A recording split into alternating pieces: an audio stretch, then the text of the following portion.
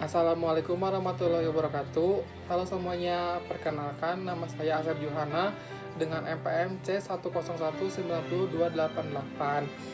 Di sini saya akan menjelaskan tugas video pertemuan 14 dari mata kuliah Pasar Modal dan Manajemen Portofolio. Di sini saya akan membahas tentang analisis teknikal dan fundamental PT Bukit Asam Tbk serta sejarah dan juga isu-isu dari PT Bukit Asam Tbk.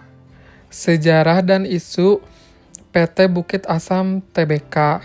Untuk sejarah yaitu pada periode 1923 hingga 1940 tambang air layam Mulau menggunakan metode penambangan bawah tanah dan pada periode tersebut mulai dilakukan produksi untuk kepentingan komersial. Tepatnya sejak tahun 1938, seiring dengan berakhirnya kekuasaan kolonial Belanda di tanah air, para karyawan Indonesia kemudian berjuang menuntut perubahan status tambang menjadi pertambangan nasional.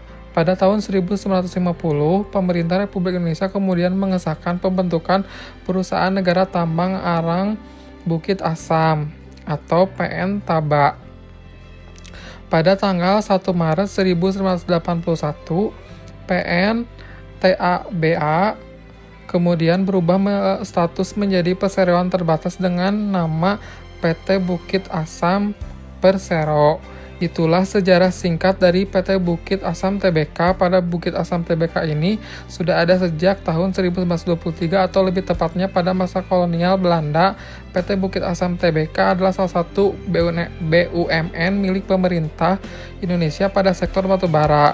PT Bukit Asam Tbk IPO pada tanggal 23 Desember 2002, bisa dibilang PT Bukit Asam Tbk sudah lama menjadi perusahaan yang go public. Lalu bagaimana untuk isu perusahaan PT Bukit Asam Tbk-nya? Yang pertama, ada dukung energi hijau. PT Bukit Asam Tbk bakal berkembangkan PLTS, dikutip dari Import News Selasa 9 Februari 2021. Demi mendukung pengembangan proyek hijau, pemerintah PT Bukit Asam Tbk berencana mengembangkan bisnis pembangkit listrik tenaga surya atau PLTS berdaya 2000 MW. Lalu setelah tadi melihat sejarah dan isu PT Bukit Asam Tbk, mari kita lakukan analisis teknikal pada sahamnya.